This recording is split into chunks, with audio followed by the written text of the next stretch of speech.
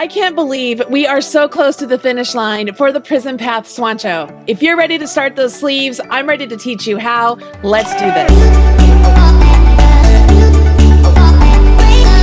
Hey everybody, it's Marley Bird, your My Crafty Bestie here to show you how to wrap up the finishing touches of this Prism Path Knit Swoncho. By this point, you have completed the yoke and the body of your Swoncho. All we have left to do is to put those stitches that we have on hold for the sleeves back on some needles, pick up some more stitches, and then do some knitting. You get to decide if you want to make your sleeves 3/4 length or long sleeve, totally up to you. It all depends on your personal preference. Regardless of the length, I'm going to get you started with your sleeves, and then you will be ready to finish up your Swoncho. So go ahead, grab your homework and the smaller size of your 16-inch circular needles, your main color, and of course that pattern available at marleybird.com, or if you upgraded to the VIP experience, you can download the PDF for the instructions for this section right from your Marley Bird house. All right, join me over here and we will get started. Okay, friends, we're trying out a new camera view here, so hopefully this works out well. Right down here, you can see I do have my Swoncho right here. It's all done with the body, and I've already started on one of the sleeves. Now, this sleeve here, I went ahead and I picked up all of the stitches that were on a holder, and then I picked up stitches in my underarm area, and then I began working in stockinette. I have gotten to the point where I am done with my stockinette for the long sleeve and I'm ready for shaping, so I've put this on hold, so to speak. But what I want you to notice is that I do have some rather big sort of holes here at the start of where I've joined things, and I'm not worried about that. I can always use my tails when all is said and done to come in here and work duplicate stitch to tighten up these holes, okay? So this is perfectly normal and natural. It happens. It's the nature of working stitches in this manner, okay? But what you need to do is we want to use the same size needle that you use on your stockinette, as far as like size 8 or size 9 or 10 or whatever you used. And you want to use the 16-inch circumference because we're going to be working in the round here. We want to use a 16-inch needle, okay? If you find that 16-inch circulars are still too big and you want to go to double points, you could do that. Or if you want to go to even smaller needles, like a little 9-inch circular, you could do that. It's totally up to you. But we already have the smaller circular ones from our collar, so you should have these on hand for your sleeves. All you're going to do is take your needle and all of the stitches that you put on your holder, you're going to put those all on your needle, okay? Do not pull out your scrap yarn. This scrap yarn is going to act as a lifeline for us, okay? It is in place, it's through all of those stitches, and heaven forbid something should mess up as you're going on down here. You have a place you can rip back to without having to worry about ruining all of this, okay? So leave your scrap yarn in place, okay? Once you've done that, down here, this is the armpit area, okay? We are going to pick up one stitch for every stitch that we cast on when we did our separating of the yoke from the sleeves and the body. You have a different number depending on what size you are making that you cast on underneath here. And that's what we're going to do is go into each stitch, and it's called pick up and knit, all right? So I'm going to show you how to do that. So let me make sure I am in focus here. I think I am. Okay. So you can see I have columns of knit stitches, right? I have columns of knit stitches. I could either view this as these here are like arrows pointing up, or I could view it right here as these arrows pointing down, right? I want to view them as arrows pointing up. Okay, arrows pointing up. That's because as I was knitting in this direction, and that's the actual stitch. Okay, I take my needle, and the way we cast on, can you see it kind of looks like there's a little bump right there, and then there is a little bit of a string behind there. What I like to do is I take my needle and I go underneath that bump and I go underneath that string. You see that? Yarn over, pull that through those, and now I have a stitch picked up directly in front of where those arrows are like pointing up. And then now these stitches are going to be worked properly through through as we go around the sleeve. So over here, I went through the bump, I went through the string behind it, yarning over my needle and pulling up a loop. Okay. Go underneath the bump, underneath the string behind it, like it's, so you see there's one underneath there and one up here. Yarn over and pull through both. If you're struggling with this, something you could do, you could take the other end of your needle and go through the bump and the string, okay, just like this. So now you can take the other needle and go in, yarn over, and pull out. It just helps you get a little bit more grab on the actual stitch, okay? I don't tend to need to do that. I like to be able just to view it like this. I kind of squish it a little bit. I'm like, okay, so there's like a knot looking thing there. Right next to it to the left, that's that sort of bump that I'm calling it. And then behind it, you can see there, it looks like two strings right there. I'm just going between those to pick up that back one, yarning over, pulling my yarn all the way through. And I will do this all the way across the number of stitches that I cast on, okay?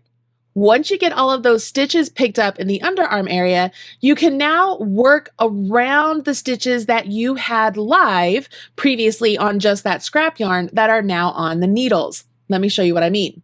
I'm going to go ahead and keep picking all of these up till I get to where the stitches are already essentially worked into the yoke, right? All those live stitches that we have. And then we're just going to work around our needle into all of those live stitches so that now we can have all of these stitches on our circular needle working in the round. And the pattern does tell you how many stitches you should have when everything is said and done.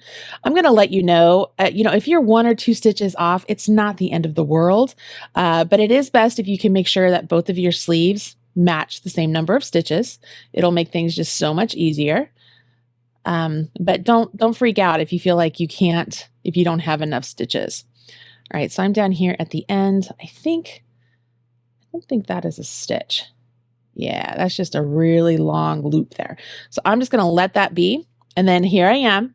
I'm back to where this is start. I literally just start knitting all of my stitches here.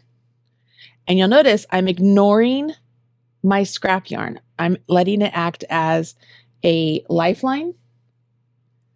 Okay. And as you do this, I will tell you, as you're working on your sleeve, because you're going to be turning it around and around, if you kind of fold up your Swoncho in such a way that you can just rotate it around, it'll make life so much easier. Now you'll notice right there, I almost split my scrap yarn. You see that? You want to make sure that you are not knitting through your scrap yarn. Do not knit through your scrap yarn. Okay? Yeah, it really wants to be knit there. Let me get that out of the way. All right. Do not knit your scrap yarn. And here I'm just working through. Now, if for some reason, if your stitches are on your needle where that front leg there is not forward, like maybe it looks like this, you've put them on your needle and it looks like this, make sure you're not trying to knit it through that front leg because you're going to get a twisted stitch. If you've accidentally put your stitch on your needle just like this, okay, if you put it on your needle like this, knit it through the back leg and that will give you a nice comfortable stitch. But ideally, we want to make sure all of our stitches that are on our left-hand needle, that front leg there, it's stepping forward and it wants to be knit because we don't want twisted stitches. And they will show up. Like if you twist this whole round, when everything is said and done, you're going to notice you have one round of twisted stitches and we don't want that. Okay. We don't want those twisted stitches when the rest of the project is perfect stockinette. Okay, so it's really just as easy if you accidentally have one on like this, you can pop it off and turn it around so that it is resting where that front leg is forward, or you can always just knit it through the back leg. Whatever leg is stepping forward, it's the leg that wants to be knit. And as you get going, you'll start cruising around here. You'll see I'm just kind of twisting my project.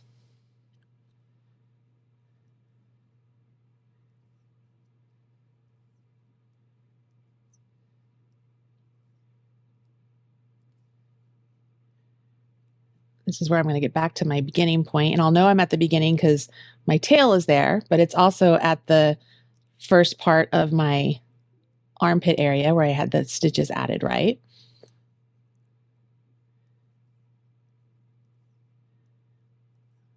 And when I get back there, I will go ahead and add a stitch marker so that way I know that's the start of my round.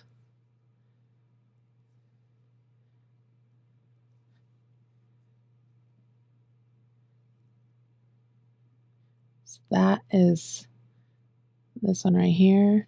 Let's pull this again. Yep, that's the start of my round right there. Let me grab myself a stitch marker real quick. I don't need a really big one. Of course, it just keeps wanting to give me a whole bunch. So I just put a marker there, and then now I just keep working in the round, okay? I can see I split that yarn right there, so I'm actually going to fix that real quick because I don't want a split yarn there. So I'm going to pull that out.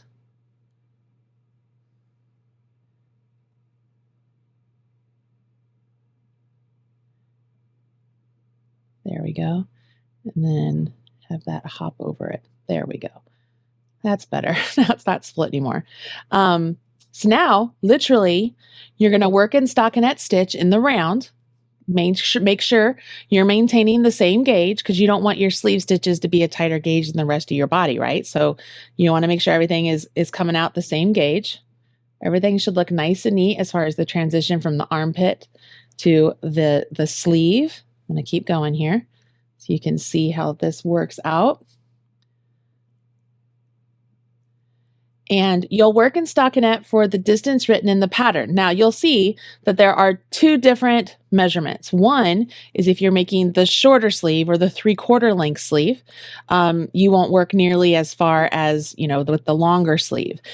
You'll work just a set distance and then you jump right into your ribbing. I will say all of that is really subjective. If you're like, oh, I just want it a little bit longer and then I'm going to do ribbing. If you have enough yarn to do that, go for it. Totally up to you.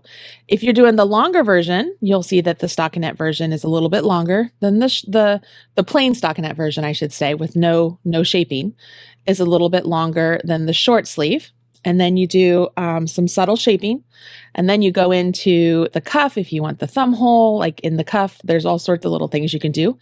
But all of this is pretty easy routine stuff once you get past how to pick up those stitches. And then now we're just knitting in the round, which you've been doing for this whole body. So you know how to do this. And then you don't have to worry about messing up really, because we've left that lifeline in there and it allows you to have a safety net, right? So you have a place that you can rip back to and know that you are not going to ruin your entire Swoncho if something messes up. Okay? Is that helpful? Hopefully that's helpful. Okay, I'm going to let you carry on your own and finish up your sleeves. When all of that is done, the last thing we want to do is wash and block our Swoncho. Hello there, friends. Future Marley here. I just wanted to show you what it looked like when you finish your sleeves. I did the long sleeve version on my Swoncho, and you can see I have the stockinette portion all the way down to this point, where then I worked some decreases, and then I did some plain stockinette to get the measurement I needed, and then I added my ribbing. When everything was done, I did come back and I closed the holes that I did have at my join points. See, I told you not to worry about them. They close up really nice and neat. And that's the case on both of them. So you can see I closed up the hole here and closed up the hole right down there. And I did that using all of the tails. All of my ends are woven in on the inside of my Swoncho, and it's at this point I am confident enough that I can pull out my lifeline. All right, so I have this one right over here, and I thought that it would be really satisfying to pull one of these out with you. So here we are. I have finished the whole sleeve. The whole sleeve is complete. All of my ends are woven in, and I'm ready to pull this out. Let's go ahead, and it's just as easy as this. Whoop, whoop, whoop, whoop, whoop, whoop. And look at that. Okay, so I'm just moving these out a little bit just to kind of give them nice relax. All of this will be nice and evened out after I wash and block my Swoncho. And what does that mean? Well, let me tell you. Now you might be thinking to yourself, I've never done that before. Is that something I have to do? I'm gonna absolutely positively tell you, yes, that's something you should do. And the next question is usually, do I have to do it all the time? Well, whenever you go to wash your sweater, your Swoncho, yeah, you're gonna have to wash it and then lay it out flat to make sure that it's blocked. It's really not that hard.